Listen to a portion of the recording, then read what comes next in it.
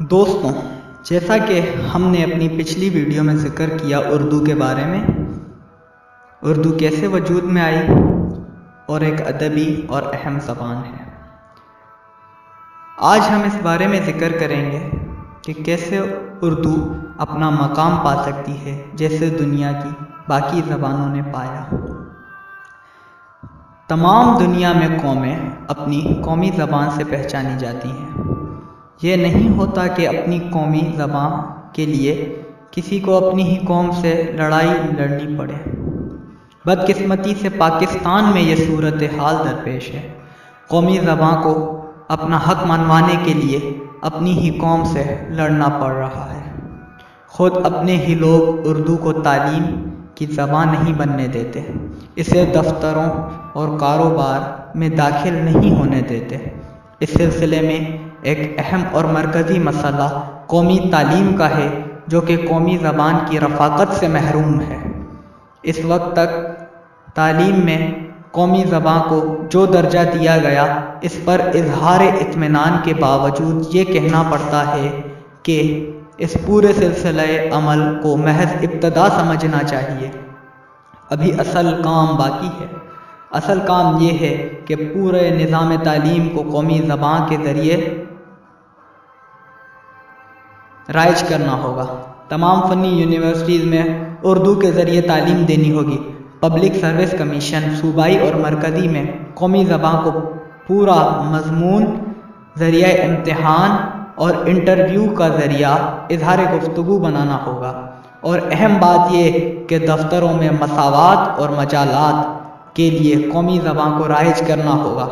عدالتوں کی انتہائی سطح تک اردو سے کام لینا ہوگا اور ایکٹ اردو میں بنوانے ہوں گے۔ اردو زبان کو اس قسم کے طعنے آئے دن سننے پڑتے ہیں، کبھی کبھی غیروں سے پر اکثر اپنوں سے۔ لگوائے پتھر اور برا بھی کہا کیے، تم نے حقوق دوستی کے سب ادا کیے۔ Higher than the Himalayas and deeper than the deepest sea in the world. This is and sweeter than honey. تعلیم جہاں ایک نظری سلسلہ ہے، وہاں اس کے عملی پہلو اور افادی مقاصد بھی ہیں۔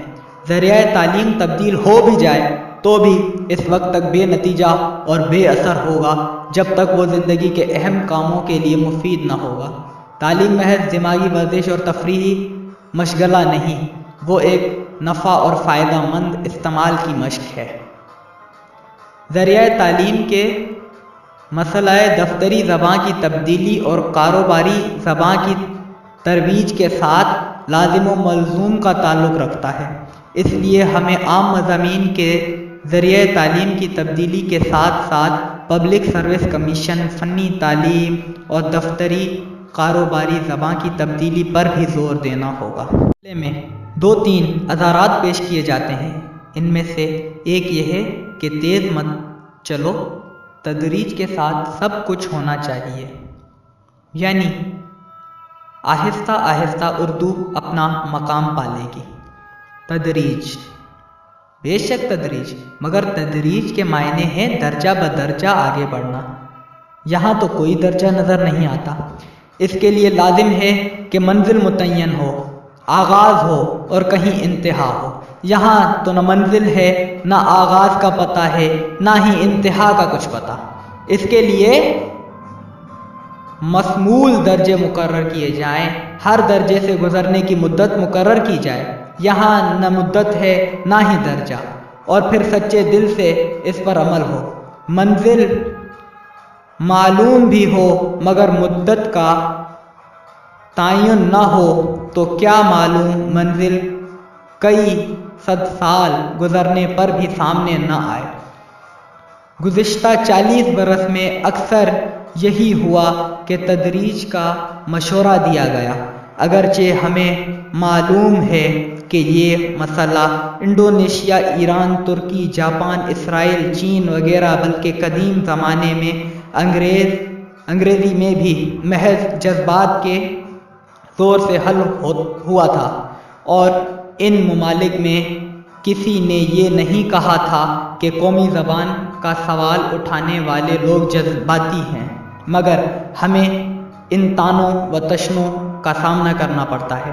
پھر بھی ہم ہر اس عقلی اور عملی اور تدریجی پروگرام کا خیر مقدم کریں گے جو ہمارے ملک کے ارباب دانش تجویز کریں گے، کیونکہ اب ہم دل سے یقین رکھتے ہیں کہ سائنس اور فنون مفید و لطیف کی تعلیم اردو میں ہو سکتی ہے اور ہونی بھی چاہیے، اور اس اصول سے اختلاف کرنے والے جذباتی ہیں۔